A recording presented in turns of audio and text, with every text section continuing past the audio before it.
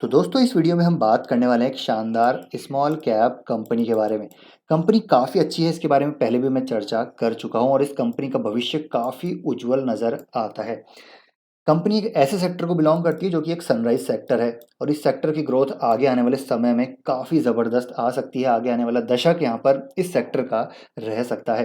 तो कौन सी ये कंपनी है, क्या फंडामेंटल ट्रिगर्स हैं, क्या टेक्निकल ट्रिगर्स हैं, सारी चीज़ें with rational with data points यहाँ पर हम डिस्कस करेंगे। तो वीडियो को आप पूरा ज़रूर देखिएगा। तो किस कंपनी की मैं बात कर रहा हूँ, कंपनी का नाम है एम्बर एंटरप्राइजेस इंडिया लिमिटेड। जी हाँ, तो इसके बारे में हम पहले भी चर्चा कर चुके हैं।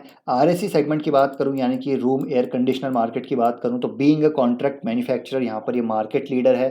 22% का मार्केट शेयर हुआ करता था कुछ साल पहले, आज ऑलमोस्ट 30% के आसपास पहुंच चुका है, जहां पर अपना मार्केट शेयर ये कंपनी लगातार गेन कर रही है।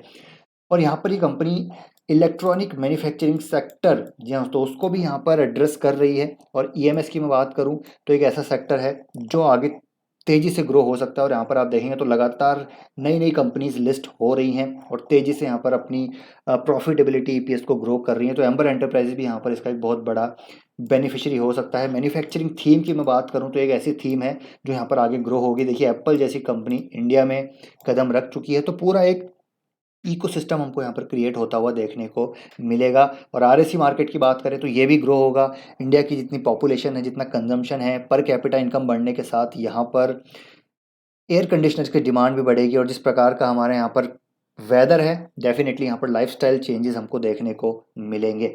तो यहाँ पर ये मार्केट लीडर है। और वोल्टास के करियर, डाइकिन, हिटाची, एलजी, जितने भी नाम आप जानते हैं, एसी ब्रांड्स आप जानते हैं, सभी के लिए कॉन्ट्रैक्ट मैन्युफैक्चरिंग ऑलमोस्ट कर ही रहा है। तो ये कंपनी यहाँ पर काफ़ी अच्छी नज़र आती है। मार्केट कैप अभी 7,500 करोड़ का है, तो स्मॉल कैप है। स्टॉक का पी एक टाइम पे काफ़ी था, लेकिन अभी इंडस्ट्री के पी से नीचे आ चुका है। तो वैल्यूएशन अभी धीरे धीरे यहाँ पर हमको अच्छे होते हुए देखने को मिल रहे हैं। रिटर्न रेशोज थोड़े से कम नज़र ज़रूर आएंगे, लेकिन जो मैनेजमेंट का यहाँ पर गाइडेंस है, टारगेट है, वो इसको करीब करीब 18 से 20% तक लेके जाने के हैं। तो यहाँ पर ये कंपनी उस प्रकार कैपिटल एलोकेशन भी कर रही है, तो डेफिनेटली यहाँ पर आरओई भी हमको बढ़ते हुए देखने को मिल सकते हैं। डेट 0.76 है, डेट टू इक्विटी यहाँ पर 0.76 है, जो कि थोड़ा बढ़ता हुआ नजर आया है पिछले कुछ समय में, क्योंकि कंपनी ने, जैसा मैंने कहा, इन्वेस्टमेंट काफ़ी किया है प्लांट एंड मशीनरी में यहाँ पर, तो उसका यहाँ पर असर देखने को मिल रहा है। लेकिन यहाँ पर ये बोरिंग्स भी डेफिनेटली कम करते हुए नजर आएंगे एज पर दी मैनेजमेंट। और यहाँ पर अगर फ्री कैश फ्लो देखें तो नेगेटिव ज़रूर नजर आएगा, लेकिन जैसा मैंने कहा कि यहाँ पर पिछले कुछ सालों में ना हैवी इन्वेस्टमेंट किया है प्लांट एंड मशीनरी में। तो यहाँ पर cash flow from operating activity देखें तो यहाँ पर स्टडी हमको देखने को मिलता है। अब यहाँ पर देखिए, कंपनी के थोड़ा सा शेयर होल्डिंग पैटर्न पे भी ध्यान दें तो प्रमोटर्स के पास कांस्टेंट स्टेक हैं। एफआईएस ने ज़रूर अपने स्टेक कम किए हैं इस क्वार्टर में, लेकिन स्टेक यहाँ पर डीआईएस ने बढ़ाया है, जो कि एक पॉजिटिव है। पब्लिक का स्टेक थोड़ा सा बड़ा है। पब्लिक में अगर आप देखें तो आकाश बंसाली जैसे नाम हमको देखने को मिलेंगे, बड़े नाम हमको यहाँ पर देखने को मिलेंगे। अब ऐसा नहीं है कि प्रमोटर्स अपना स्टेक रिड्यूस कर रहे हैं, एफआईएस अपना रिड्यूस कर रहे हैं, डीआईएस अपना रिड्यूस कर रहे हैं। तो ये जो ट्रेंड है, नेगेटिव ट्रेंड होता है share holding pattern point of view से, तो ऐसा नहीं हो रहा। तो यहाँ पर शेयर होल्डिंग पैटर्न अच्छा नज़र आता है। जो मेजोरिटी ऑफ द स्टेक है वो यहाँ पर इंस्टीट्यूशंस और प्रमोटर्स के पास ही नज़र आता है। और जो हाई नेटवर्थ इन्वेस्टर्स हैं, जो यहाँ पर इंडिविजुअल्स हैं, रिनाउंड इंडिविजुअल्स हैं, उनके पास यहाँ पर नज़र आता है। तो यहाँ पर डेफिनेटली थोड़ा सा महंगा ज़रूर है, लेकिन जिस प्रकार की ग्रोथ है इस इंडस्ट्री की, रूम एयर कंडीशनर की, ईएमएस इंडस्ट्री की, तो एम्बर एंटरप्राइजेज यहाँ पर एक बहुत बड़ा बेनिफिशियरी हो सकता है। सबसे पहले मैं यहाँ पर आरएसी मार्केट की बात करूँ तो एक आज की डेट में आप देखेंगे तो एक स्टेटमेंट हमको वोल्टास की तरफ से आता हुआ देखने को मिल रहा है, जो कि टाटा ग्रुप की कंपनी है। और टाटा अपने आप में ही एक ऑथेंटिक, एक बहुत ही इंटेग्रिटी पॉइंट ऑफ व्यू से काफ़ी बड़ा ग्रुप है। तो उन्होंने कहा है कि देखिए, $5 बिलियन का यहाँ पर एसी मार्केट हो सकता है। तो अगर इतना मार्केट FY 28 तक हो गया तो आप समझ सकते हैं कि कितना बड़ा यहाँ पर मार्केट है, कितना बड़ा अपॉर्चुनिटी साइज है, जो एड्रेसेबल मार्केट है वो कितना बड़ा है। और एम्बर एंटरप्राइजेज यहाँ पर एक बहुत बड़ा बेनिफिशियरी इसका हो सकता है। तो आरएसी मार्केट डेफिनेटली, जैसे मैंने कहा, ग्रोइंग मार्केट है, सनराइज मार्केट है, तो एम्बर एंटरप्राइजेज अच्छा नज़र आता है। अब दूसरा यहाँ पर मैं बात करूँगा, एम्बर का जो मैन्युफैक्चरिंग फुटप्रिंट है वो आप देखिए 75% ऑन एन एवरेज यहाँ पर हमको देखने को मिलता है। एम्बर की जो सेल्स है वो लगातार FY 19 से आरएसी और आरएसी कंपोनेंट्स में लगातार हमको बढ़ती हुई देखने को मिली है। जो आरएसी का इंडस्ट्री साइज है आप देखिए, लगातार यहाँ पर तेजी से ग्रो होता हुआ नज़र आ रहा है। बाकी सिर्फ ऐसा नहीं है कि ये आरएसी सेगमेंट में ही ग्रो कर रहे हैं, नहीं, इन्होंने अपनी लगातार देखिए अपने आप को डाइवर्सिफाई किया है। आरएसी में तो है ही है, 71% था FY18 में यहाँ पर इनका एज टोटल रेवेन्यू परसेंटेज, और आज आप देखेंगे तो यहाँ पर 43% हो चुका है। तो आरएसी कंट्रीब्यूशन यहाँ पर लगातार कम हो रहा है। और यहाँ पर अच्छी बात है कि देखिए 18% यहाँ पर जो कंपोनेंट्स यहाँ पर रेवेन्यू था, 18% टोटल रेवेन्यू कंपोनेंट से आ रहा था, वो आज के दिन में 30% हो चुका है। जी हाँ, तो बहुत बड़ा एक चीज़ है ये जो ट्रिगर है।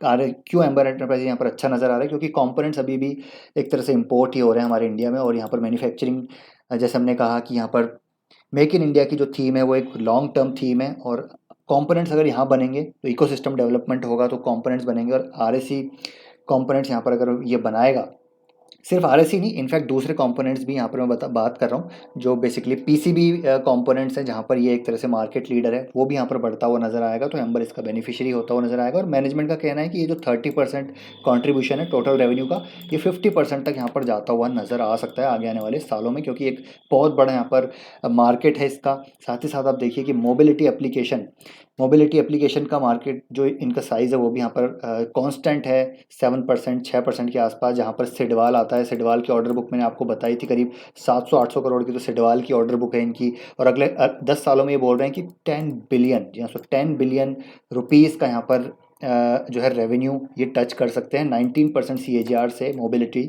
डिवीजन में। और इलेक्ट्रॉनिक एंड मोटर डिवीजन जिसकी मैं बात कर रहा था, EMS इंडस्ट्री, ये एक बहुत सनराइज इंडस्ट्री है, और यहाँ पर करीब करीब मैनेजमेंट गाइड कर रहा है 30-35% ग्रोथ FY24 में भी यहाँ पर आती हुई देखने को मिलेगी। तो ओवरऑल सारे सेगमेंट में अच्छी ग्रोथ है, 30% की ग्रोथ यहाँ पर ये गाइड कर रहे हैं। बाकी जब यहाँ पर नंबर्स आएंगे वो चीज़ हमको देखने को मिलेगी, लेकिन डेफिनेटली अगर long term point of view से बात की जाए तो एम्बर अच्छा नज़र आ रहा है, फंडामेंटल ट्रिगर्स नज़र आ रहे हैं, सेक्टर अच्छा नज़र आ रहा है। और टेक्निकली देखिए ऊपर से उस तरह से काफ़ी स्टॉक गिरा था, 50% तक स्टॉक गिरा था, लेकिन अभी एक टेक्निकल रिवर्सल भी देखने को मिल रहा है कि यहाँ पर बेस बनता हुआ नजर आ रहा है वीकली चार्ट पे, और अच्छे खासे वॉल्यूम के साथ यहाँ पर हमको बाइंग होती हुई देखने को मिली है। की मूविंग एवरेजेस के ऊपर स्टॉक कंसोलिडेट कर रहा है वीकली चार्ट पे, तो यहाँ पर ज़बरदस्त नज़र आ रहा है टेक्निकल पॉइंट ऑफ व्यू से भी। तो करंट मार्केट प्राइस पे इसको डेफिनेटली बाय किया जा सकता है लॉन्ग टर्म के लिए। ऐसा नहीं है यहाँ पर 1-2 क्वार्टर के लिए बाय कर रहे हैं, नहीं, इसको लॉन्ग टर्म के लिए बाय करना है। मुझे लगता है स्टॉक 4,000 का यहाँ पर 5-6 हज़ार भी टच कर सकता है, अगर मैनेजमेंट यहाँ पर एग्जीक्यूट करता है, मैनेजमेंट यहाँ पर सही तरीके से जो अपॉर्चुनिटी है उसको ग्रैब करता है, तो ये स्टॉक डेफिनेट बेनिफिशियरी हो सकता है, क्योंकि दो सेगमेंट्स को ये केटर कर रहा है, एड्रेस कर रहा है, एक तो EMS को, एक RAC को, और दोनों ही सनराइज सेक्टर हैं। तो ये स्टॉक काफ़ी अच्छा नज़र आता है, इसको हमने पहले भी कई बार डिस्कस किया है, तो इसको आप डेफिनेटली और रिसर्च कीजिए इस पर, और रीड कीजिए, अपनी कन्विक्शन बिल्ड कीजिए, और यहाँ पर पोजिशन बनाने की कोशिश आप कर सकते हैं। तो आई होप दोस्तों ये वीडियो इन्फॉर्मेटिव लगा होगा। वीडियो पसंद आए तो वीडियो को लाइक, शेयर एंड चैनल को सब्सक्राइब कर लीजिए, और आपका ओपिनियन क्या है वो भी शेयर कीजिएगा। और EMS इंडस्ट्री में और भी स्टॉक हैं जो रडार पे आ रहे हैं, मैं डेफिनेटली इनको आगे आने वाले समय में कवर करूंगा। तो आप चैनल को सब्सक्राइब कर लीजिए, अच्छा लगा वीडियो लाइक कीजिए। मिलते हैं नेक्स्ट वीडियो में, till then take care, bye bye.